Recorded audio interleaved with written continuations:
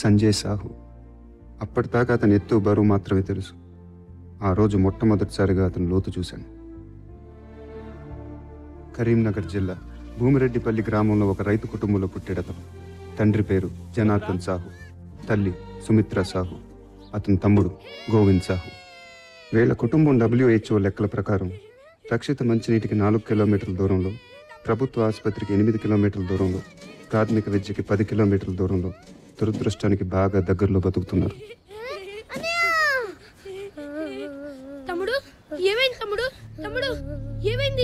A సైనాటిక్ congenital heart disease with ventricular septal defect. ఏం లేదు, గుండెల్లో చిల్లు. హైదరాబాద్ తీసుకెళ్ళాలి, కొన్ని టెస్ట్లు అవి చేయించాలి. బాగా అవుతుంది మరి. 5 లక్షలు అవసరం లేదు, 1 లక్ష అయితే సరిపోతుంది. ఎక్కువ టైం లేదు, అది ప్రాబ్లం. ఎన్ని దినాలు చేయించాలి? మాక్సిమం 1 నెల అంతే. ఏమన్నారు?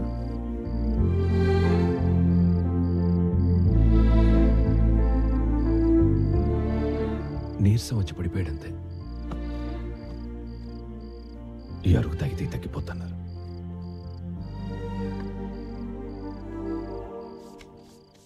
ఆ కుర్రాడు చాలా చురుగ్గా ఉండేవాడు. అందుకే డాక్టర్ చెప్పిన దానికన్నా 10 రోజుల ముందే చనిపోయాడు.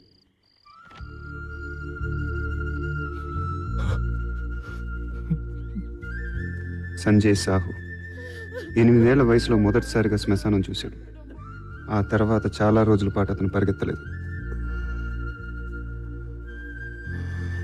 కొన్నేళ్ల తర్వాత జనార్దన్ సాహు పంటకి పురుగు పట్టిందని ఇల్లు పొలం తాకట్టు పెట్టి మరీ పురుగుల మందు కొని వాడాడు. పనిచేయలేదు.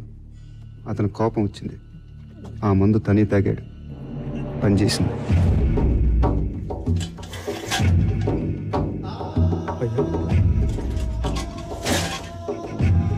అయ్యా, నాయనా, నాయనా,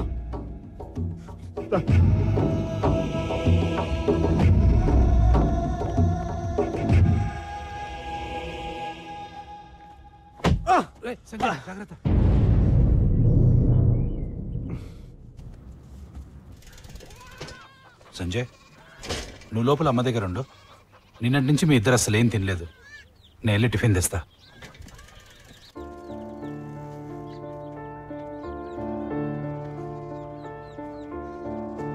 సంజయ్, నువ్వేంట్రా ఇంకెక్కడే ఉన్నావు? అత్త ఎక్కడా? అత్త, అత్త. మళ్ళీ మనం శ్మశానం పోవాలరా.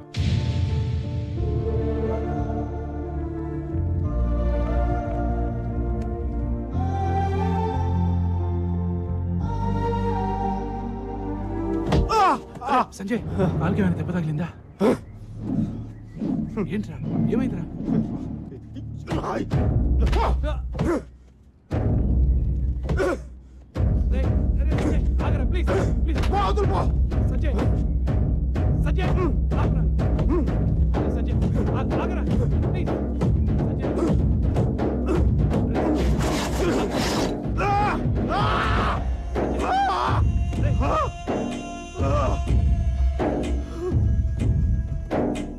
ఈ రాయి ఎవరిదో తెలుసా? ఇది సార్ సరిహద్దు రాయిరా. ఇక్కడి నుంచి కనబడే 1000 ఎకరాలు ఆయనదే. అలాంటి ఆయన సరిహద్దు రాయి మీద చేసే అంత మగాడివా? ఆ రాయే పీకేస్తావా? ఏంట్రా, కొడతావా?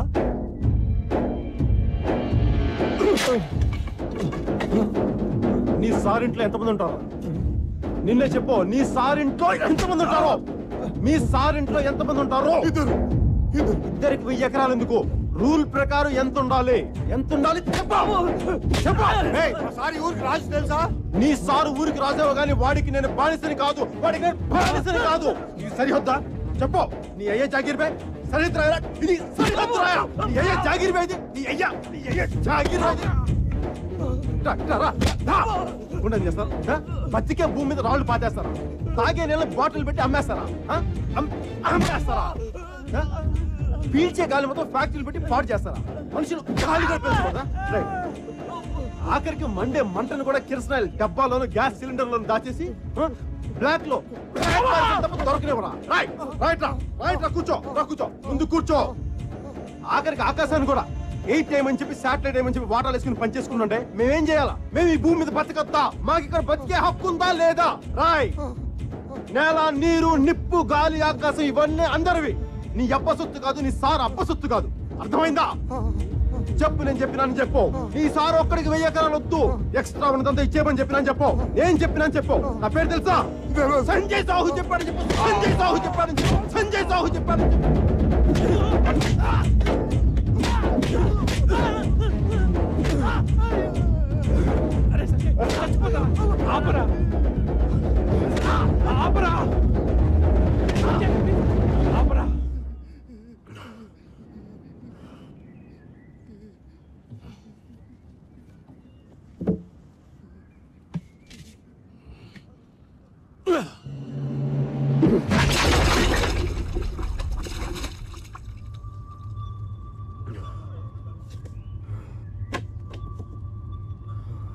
నీకొచ్చి నీ కోపం గాలికి తగిలిన రాయి మీద, రాయిని పాతిన సార్ మీద, సారు పంపిన మనుష్యుల మీదే కాదు, ఇంకా చాలా వాటి మీద,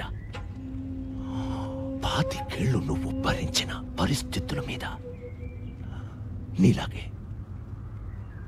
ఇదే కోపమున్నా ఇంకొంతమంది అక్కడ దూరంగా అడవిలో ఉన్నారు. వాళ్లతో కలిసి పనిచేస్తావా? వస్తావా? అక్కడ కూడా ఎవరైనా రాళ్ళు పాతారా? పద పీకుతాం.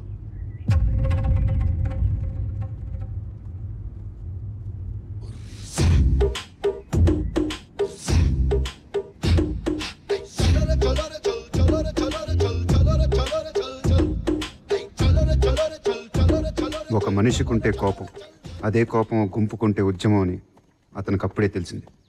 కొరియర్గా జీవితం ప్రారంభించిన అతను కొద్ది రోజుల్లోనే కేడర్గా, ఆ తర్వాత లీడర్గా ఎదిగాడు.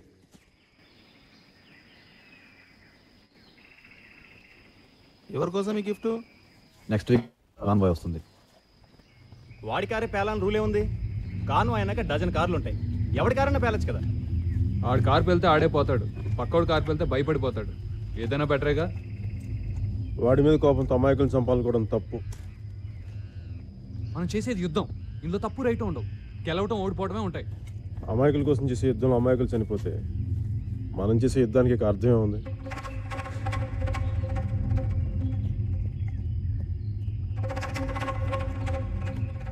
ఇది పైనుంచి ఆర్డర్.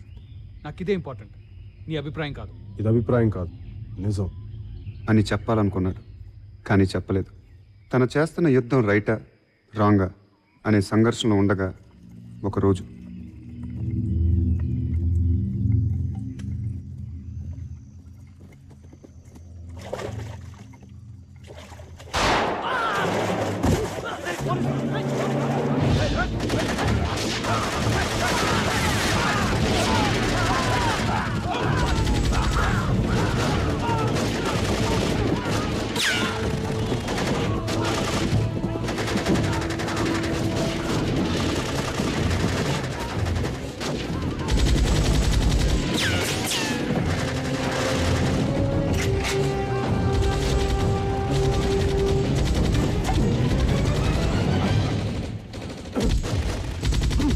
ఇంటికెళ్ళకు చస్తావు. ఎంతమంది ఉన్నారు? రఫ్గా ఒక 5-6 ఉంటారు. జల్బా కాదు, సైలెన్స్. మందులను వాళ్ళపోయావా? మందులే వాడలేదా? ఏం వాడినా చచ్చేదాకా పోతుంది. అయితే పంచే కొంచెం ముందుకెళ్ళు, మొత్తానికే పోతుంది. I think it's over. Sure? Yeah. Hands up. Hey, down down. తుపకిని దించు.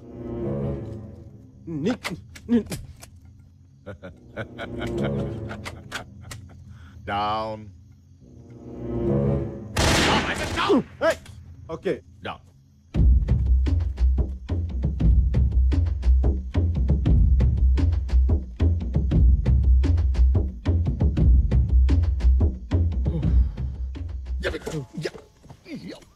ఏంటి తేలా?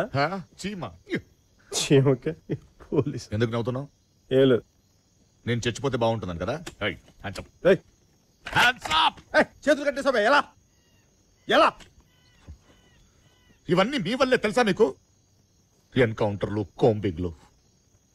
హ్యాపీగా ఉండేవాడిని హైదరాబాద్లో. 2 ఏళ్ళ నుంచి అన్నం నీరు లేకుండా తిరుగుతున్న ఈ అడవుల్లో. మండల ఆఫీసులు పేల్చేస్తారు, బస్సులు పేల్చేస్తారు, అన్ని పేల్చేస్తారా? అవన్నీ దీపావళి సామాన్లు అనుకుంటున్నారా? రే, నా డిపార్ట్మెంట్ దాకా కాదురా, నా చొక్కా గుండికి కూడా పీకలేవు నువ్వు. తప్పులండి మావేనా? మీవేం లేవా? నీవే. మీరు చేస్తున్నారు కాబట్టి చెప్తున్నా. ఏం కాదు. ఏంటి కాదు? తప్పు మాదేం కాదు. తప్పు అంతా మీదే. ఒప్పుకో.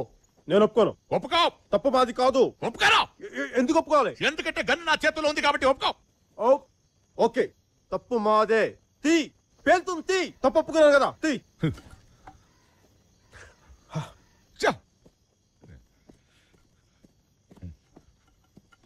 ఒక్కొక్కడిని నించోబెట్టి. ఏంట్రా ఇది? ఊబి. ఆ? ఊబి. ఇవి కూడా మీరే పెట్టారా? మాకింకా అంత టెక్నాలజీ రాలేదులే. రేయ్, నన్ను కాపాడలేకుండా చంపేస్తావు. రేయ్, నన్ను కాపాడలేకుండా చంపేస్తావు. చిన్న కరెక్షన్. ఏంటి? బయటికి లాగు, లేకపోతే చచ్చిపోతానని చెప్పు. రేయ్, ఈ టైంలో గ్రామర్ ఏంట్రా? రేయ్, కాపాడరా, కాపాడు. ఒక నిమిషం. రా, రేయ్, రా. రేయ్, రా. తుపాకీ వస్తున్నా. పట్టుకో. అక్కడి జారిపో, జారిపో.